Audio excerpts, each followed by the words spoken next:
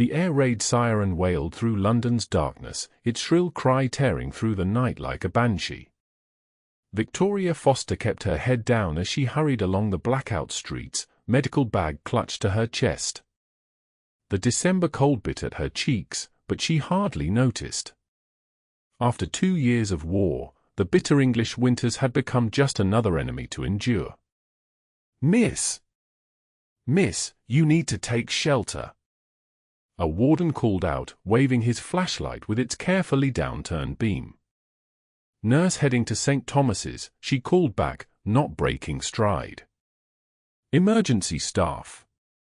The familiar weight of exhaustion pressed down on her shoulders. Victoria had been on duty for nearly 18 hours already, but what did that matter when the wounded kept coming? Love, family, normal life, these were luxuries for peacetime. War demanded everything, leaving no room for personal attachments. Her fiancé had taught her that lesson all too well when he'd broken their engagement to join the RAF in '39. His plane had disappeared over the Channel 3 months later. No, Victoria had learned. In wartime, you serve, you survive, you stay detached. Anything else was a distraction that would only lead to heartbreak. The hospital loomed ahead, its windows taped and blackout curtains drawn tight. As she rushed through the doors, chaos greeted her, stretchers lined the hallways, moans of the wounded creating a terrible chorus. The bombing raids over East London had been relentless this week. "Foster!" "Thank God," matron called out. "We've got incoming POWs from the field hospital. Americans brought them in. They need triage in Ward C." Victoria nodded, already moving toward the ward. German prisoners. The enemy. She would treat them because that was her duty, but she would not see them as men. She couldn't afford to. The ward was dimly lit, the blackout precautions making her work more difficult. She moved between beds methodically, checking wounds, administering morphine when necessary, keeping her face professionally blank. These men had bombed her city, killed her people. They were not men to her, just bodies to be patched up so they could stand trial for their crimes. "Nurse, over here. This one's critical." Victoria turned to find an American doctor beckoning her. Tall, with dark hair and exhausted eyes, he stood beside a bed at the far end of the ward. She moved to join him, looking down at the patient. The German officer couldn't have been more than 25, his face pale beneath the grime and dried blood. A chest wound, severe but not immediately fatal if treated properly. Victoria assessed it clinically. "Shrapnel to the right lung," the American doctor said. "I'm Captain Charles Keller, by the way. Just arrived with the medical corps." "Victoria Foster," she replied without looking up. "We need to drain the pleural space before he drowns in his own blood." They worked together in silence for several minutes, their hands moving in the practiced choreography of medical professionals. Outside, bombs fell, rattling the windows in their frames. Neither of them flinched. The German officer's eyes fluttered open as Victoria inserted the drainage tube. Blue eyes, clouded with pain, fixed on her face. "Dank," he whispered, his hand unexpectedly catching her wrist. "Thank you." Victoria froze, startled by the simple humanity in his voice, by the realization that his eyes were exactly the same shade as her brother's, killed at Dunkirk. For the first time in months, she felt something crack in her carefully constructed wall of indifference. Captain Keller seemed to notice her discomfort. First time treating enemy wounded, he asked softly as they moved to the next bed. "No," Victoria replied tersely. "But I prefer to remember what they've done to London." The American nodded thoughtfully. "I was in Munich before the war. Studied medicine there. They're people too, you know. Most of them didn't choose this any more than we did. Victoria wanted to argue, to defend her necessary detachment, but the air raid siren began again, cutting their conversation short. The rest of the night passed in a blur of wounded men, bandages, and the distant thunder of bombs. Dawn found Victoria on the hospital roof, watching smoke rise from buildings to the east. The all clear had sounded an hour ago, but she couldn't bring herself to go home yet. Something about the American doctor's words had disturbed her carefully maintained equilibrium. "Quite a view," came a voice behind her. She turned to find Captain Keller standing there, 2 steaming mugs in his hands. He offered one to her. "It's not real coffee," he said apologetically. "But it's hot." Victoria accepted it gratefully, wrapping her cold fingers around the warmth. "Thank you." "You're very good, you know," he said, leaning against the parapet. "One of the best nurses I've worked with, and I've seen plenty." "We've had practice," she replied dryly. 2 years of it." "I'm sorry I'm late to the party," he said with a slight smile that transformed his tired face. Despite herself, Victoria felt an answering smile tug at her lips. There was something about Charles Keller that seemed different. Not just his American accent or the fresh energy he brought to their war-weary hospital. It was something in his eyes, a kindness that 2 years of war hadn't managed to extinguish in her homeland. "Why medicine?" she found herself asking. "My father was a doctor in the Great War," he replied. He came home with stories about battlefield medicine that terrified and fascinated me. I wanted to help, to heal instead of harm. He paused, looking out over the smoking city. "When Pearl Harbor happened, I knew I had to come." "What about you?" Victoria shrugged. "I was in nursing school when war broke out. It seemed inevitable." "No, I mean why nursing in the first place?" The question caught her off guard. No one had asked her that in a very long time. "I wanted to make a difference," she admitted finally. "To bring comfort in pain." Foolish, idealistic notions. Charles looked at her intently. "Not foolish at all. That's precisely what you did tonight." "For the enemy," she said quietly. "For human beings," he corrected gently. Victoria looked away, uncomfortable with how his words seemed to echo something she had once believed, before the war had taught her otherwise. The following weeks brought more raids, more casualties, and more late-night collaborations with Captain Keller. Despite her resistance, Victoria found herself drawn to his unwavering compassion. He treated German prisoners with the same care he showed Allied soldiers, spoke to frightened civilians with genuine warmth, and somehow maintained his humanity in circumstances that stripped it from others. One night in late January, they worked together to save a German pilot who'd been shot down over Kent. As they left the operating theater, exhausted but successful, Charles touched her shoulder. "Have dinner with me tomorrow," he said simply. "We both have the evening off.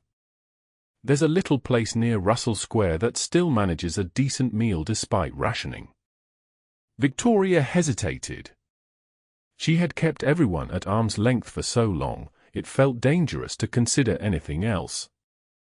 "I don't think that's wise, Captain." "Charles," he corrected.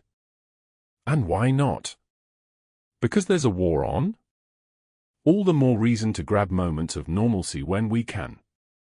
His eyes held hers, and for the first time in 2 years, Victoria felt something stir within her, not just attraction, but a dangerous hope. "Just dinner," she found herself saying. "Nothing more." His smile was like sunrise after a night of raids. "Nothing more," he agreed. "Unless you decide otherwise." Their dinner stretched into 3 hours of conversation. Charles told her about growing up in Boston, his medical training in Germany before the war, how he befriended ordinary Germans who now found themselves on the opposite side of the conflict. That's why I can't see them as just the enemy, he explained. I know too many of them as individuals. The uniforms, the flags, the politics, that's not who they are at their core. Victoria spoke of her childhood in Cornwall, her brother's death at Dunkirk, the fiancé who'd chosen war over her and paid with his life. As she talked, she realized how long it had been since she'd shared these parts of herself with anyone. You've built walls, Charles observed as they walked back toward her flat through the darkened streets. Strong ones. Necessary ones, she corrected. Attachment is a luxury we can't afford in wartime. I disagree, he said quietly. I think it's precisely what gives us the strength to endure it. Before they reached her building, the air raid sirens began their mournful wail again. Without thinking, Charles took her hand, and they ran for the nearest public shelter. They spent the night in that crowded underground space, sitting shoulder to shoulder against a wall as bombs fell above them. Victoria found herself leaning into his warmth, drawing comfort from his presence in a way she hadn't allowed herself to do with anyone since the war began. By February, their colleagues had noticed the change in Victoria. The ice in her demeanor had begun to thaw, not just toward Charles but toward everyone, including the German POWs. She found herself seeing the frightened young men beneath the enemy uniforms, hearing their stories, recognizing their humanity. "You're corrupting me, Captain Keller," she told him one evening as they shared a precious bar of American chocolate he'd received in a care package. "Corrupting? Or reminding you of who you really are?" he challenged with a smile. Their first kiss came during an air raid, huddled in the hospital basement as the building shook around them. It was brief, almost chaste by peacetime standards, but in the middle of war, it felt like a revolution. In March, Charles received orders. He was being transferred to a field hospital preparing for the Allied invasion of Europe. They had one last night together, walking along the Thames under a rare clear sky, speaking of futures neither of them was certain they would see. "I'll write," he promised. "Every day, if I can." "And I'll wait," Victoria replied, surprising herself with the depth of her conviction. "However long it takes." His letters came regularly at first, describing his work near the front, the men he treated, his hopes for when the war would end. Victoria treasured each one, reading them until the paper grew soft from handling. Her replies were equally heartfelt, describing how she had begun volunteering with refugee children, how she could no longer see nationality before humanity. "You've changed me," she wrote. "Reminded me that closing off the heart is not strength but surrender." In June 1944, as Allied forces landed on Normandy beaches, Charles's letters stopped. Victoria continued writing, trying to quell the growing fear that he had become another casualty, another loved one sacrificed to the insatiable appetite of war. She worked longer hours, took on extra shifts, anything to keep her mind occupied. 3 weeks after D-Day, she received a telegram from the American Red Cross. Charles had been wounded while treating soldiers on the front lines. He was alive but had been evacuated to a hospital in the United States. No further details were available. Victoria felt her carefully rebuilt world crumble. She had opened herself to love again, only to have war snatch it away once more. But this time, something was different. The wall she had once relied upon refused to rise again. Charles had changed her too fundamentally for her to retreat into that cold detachment. "I'm going to find him," she told Matron 2 days later. "When the war ends, I'm going to America." Matron looked at her with knowing eyes. "He's changed you, that American." "He reminded me who I was," Victoria corrected. "Who I want to be, war or no war." The months dragged on. Victoria continued writing letters, though she had no way of knowing if Charles received them. The Allied advance continued, bringing both hope that the war might soon end and grief as more casualties poured into the hospital. In April 1945, as news of Hitler's suicide reached London, Victoria received a letter, not from Charles, but from his sister in Boston. Charles had survived his injuries but had lost his right leg below the knee. He was recovering, learning to walk with a prosthetic, but had refused to write to Victoria. "He doesn't want to burden you," his sister wrote. "He says the war has taken enough from you already. But I thought you should know he keeps your photograph by his bed and reads your letters every day." Victoria felt anger surge through her, at Charles's misguided nobility, at the war that had wounded him, at the distance that separated them. That night, she wrote the most honest letter of her life. "You don't get to decide what burdens I can bear," she wrote. "I have watched my city burn, treated men torn apart by bombs, lost a brother and a fiancé to this war. I am stronger than you give me credit for. And I love you, or not some idealized, whole version of you, but you, Charles Keller, however you come to me. Don't you dare use your injury as an excuse to push me away." When Germany surrendered in May, Victoria celebrated with her colleagues, but her heart remained divided. Joy at the war's end mingled with uncertainty about her own future. Would Charles answer her letter? Would he accept that her love wasn't conditional on physical wholeness? In July, as Britain prepared for its first peacetime elections, Victoria received a telegram, arriving Southampton August 3rd. "Will you meet me? Charles." The Southampton dock was crowded with returning soldiers and tearful reunions. Victoria stood apart, scanning the disembarking passengers anxiously. And then she saw him, thinner than she remembered, leaning slightly on a cane, his face tanned and weathered.